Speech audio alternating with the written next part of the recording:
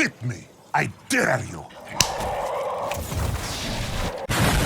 Hello everybody, Maven here, and today we're doing a build that I've wanted to cover for years, and that's the Claws of Ahamkara. Now, I think I may have covered this build before, I'm not completely sure, but it was back in the time of Elemental Wells because I know I recorded some clips of me shooting 5 Celestial Fires back to back, literally non-stop. It was pretty epic. But this setup's always been somewhat of a gimmick and never really anything too insane, but this build is back and it's not a gimmick this time. It is not a meme. This is actually insanely powerful and one of the most effective PvE Warlock builds I've ever seen. So a little bit of lore for you. This build was inspired by someone named Suutekk on YouTube. Hopefully I'm pronouncing that right. And you should definitely go and check them out. They're one of the best Grandmaster players in the entire world. They solo every Grandmaster, but not only that, they solo speedrun every Grandmaster and set world records all the time. And he recently posted a challenge run of solo GM Devil's Lair with Tommy's Matchbook on Solar Warlock with the speaker site. And I was immediately mesmerized because I had never seen such rapid ignitions before. I probably have some of his footage playing in the background gameplay, and you can see that he's triggering ignitions literally as fast as the game even allows you to. Just look at that, it's mind-blowing. I've never seen anything come close to that before. So naturally, I just had to try this out for myself. But the thing is, the new Revenant episode is going to launch next week, meaning we're going to lose all of our current artifact mods, meaning we won't have targeting autoloader to make our Tommy's Matchbook have infinite mag size. So next week, it's not going to be nearly as viable. So with that being said, I set out to create a version of this build that could withstand the test of time. I wanted to make a version of this build that did not need artifact mods so it could be used in the new Revenant episode and beyond as well. So allow me to introduce you to the Endless Ignitions build. So what is the goal of this build? Well, the reason this build is a thing is because of the recently new Hellion aspect, which gives us the Solar Buddy, which just so happens to apply a healthy amount of Scorch on hit, especially when paired with the Ember of Ashes aspect that says we apply more Scorch stacks. So how does my build differ from Suutekk's? Well, for one, we are using the Skyburner's Oath instead of the Tommy's Matchbook. Since we don't have the targeting autoloader artifact mod, Tommy's Matchbook is really going to take a huge hit next week, so in my opinion, the next best thing is the Skyburners. If we ADS its hit scan, but if we hip fire this weapon, it lobs an explosive projectile that causes Scorch on hit. So we pair that with a constant Scorch source of Hellion, and we are pumping out tons of Scorch and causing ignitions left and right. And I'll show you a clip against Carl so you can see it in action. We Phoenix dive to activate Hellion and just hip fire with the Skyburners and watch how fast we cause solar ignitions. And the great thing about this setup is that you don't have to worry about ad clear. You can just go straight to those chunky targets and ignore the ads because the constant ignitions will deal with the ad clear for you. Now to compare that against the Tommy's Matchbook, you will quickly notice that it does indeed kill faster. I'm not denying that, but in general it's just going to be clunkier without access to infinite mag size like before, and urges us to use a different exotic armor piece. More on that in a bit. Now, another thing different about my build compared to Suutekk's is that he is running Ember of Char, and I'm running Ember of Searing. Now, Ember of Char spreads Scorch to targets that were afflicted by an ignition, and that does include the target that was ignited itself. Now, when you utilize this with Tommy's Matchbook against beefier targets, such as champions in endgame content, you'll be able to output more single target damage and cause faster solar ignitions. So pay close attention to our single mag ignitions with and without Ember of Char. Without Char, we cause 3 ignitions in 1 mag. With Char, we cause 4. And the thing is, it only ramps up faster as time goes on because these Scorch stacks kind of feel like they're spilling over, if that makes any sense. As you might have seen earlier in Suutekk's GM footage when he was fighting that brig, you can see just how insanely fast those ignitions started to proc on that brig after he dumped more and more mags. It gets a little crazy. So I'm not denying that Tommy's easily wins for single target damage over Skyburners by far, but it does kind of force you to run the speaker's sight, so you can set up shop with a healing turret to help you from the self-damage from Tommy's, but you won't always have that restoration ×2 in every situation. More on that later. But without the artifact mods, the ads are gonna eat you alive when you got Tommy's.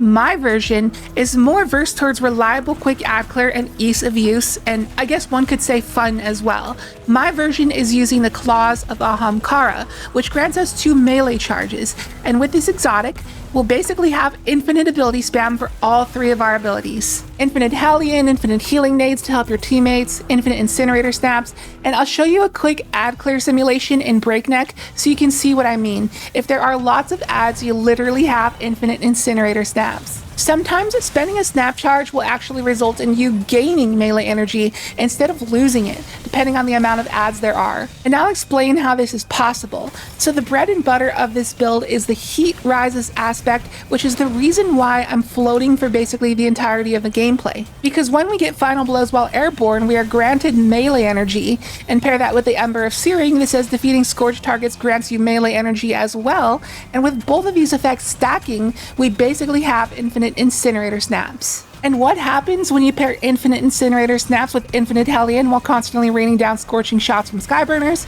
Lots and lots of fast and easy solar ignitions. And since we are scorching literally every single thing we damage, that's also proccing Ember of Singeing, which grants us class ability energy on final blows, giving us tons of Phoenix Dive energy so we can spam infinite Hellion. And Phoenix Dive is the way we're pretty much going to be immortal, because as you can see here, it says that when you Phoenix Dive while Heat Rises is active, it actually grants you a couple seconds of restoration ×2. And when you pair that along with the Emperor of Empyrean Fragment, we can then follow up with a solar ability or weapon final blow to extend the duration of that restoration ×2 for as long as the encounter lasts. That's how Suutekk was able to survive in a solo GM Nightfall while standing out in the open while getting self-damaged by Tommy's Matchbook. That's how ridiculous restoration ×2 is. So when you start an encounter, you're going to want to start by proccing Heat Rises, then comboing Incinerator Snap into Phoenix Dive. And that's basically how you're going to start chaining infinite restoration ×2 and become a god. And as icing on the cake, Phoenix Diving on an enemy while Heat Rises is active also causes Scorch. Pair that with a single Hellion shot, and that's another solar ignition right there. Now let's take a look at our mod setup, and another thing I should note about the Claws of Ahamkara is that it grants you a free copy of Heavy Handed, which makes an Orb of Power on a powered melee final blow. So while it looks like I have 1 copy of Heavy Handed, I actually have 2. And when this mod spawns an orb, it usually has a 10-second cooldown before you can spawn another orb with it, but I have a second copy here, which reduces that down to a 5-second cooldown. And since we're spamming non-stop incinerator snaps, we can make plenty of orbs of power. And as you can see, we also have 2 copies of Powerful Attraction on the class item. So 1 copy of Powerful Attraction will scoop up orbs within a 12-meter radius of you when you Phoenix Dive, but 2 copies will extend that radius to 18 meters, making it much more generous, and that's useful because we'll always be way up in the air. And when we scoop up the orbs, we're proccing our boot mods, Absolution, Invigoration, and Insulation, which will refund a boatload of ability energy whenever we pick up orbs. So that's the main idea of this mod setup, just ability spam. I didn't feel it was too necessary to run surges, since the Skyburners is not cooking either way. It's ignitions that are cooking, so you don't really have to worry about surges, but I might want to experiment with the utility kickstart setup in the future. Anyways, to round out the rest of the mods, we got Focusing Strike and Impact Induction on our gloves to get some ability energy when we snap things. Then we got Reaper, Various Resists, Heavy Finder, Hands On, and Solar Siphon. And my loadout of choice to pair with Skyburners is Mountaintop and Edge Transit. I'd recommend Edge Transit since it's the strongest legendary heavy in the game, and an Eager Edge Sword is fine to use as well in content where there isn't really any threatening bosses that you need to prepare for, because your ignition spam can already output a decent amount of damage, especially with Song of Flame. And your kinetic slot special weapon is really up to you. I would recommend Mountaintop, Supremacy, Heritage, or Scatter Signal. And for our stats with this build, I opted for max resilience and strength for my top priorities, and I maintained tier 3 intellect soft cap and dumped the rest into recovery. It looks like I have a lot of discipline, but honestly discipline isn't really too needed since you can make lots of fire sprites from Ember of Searing.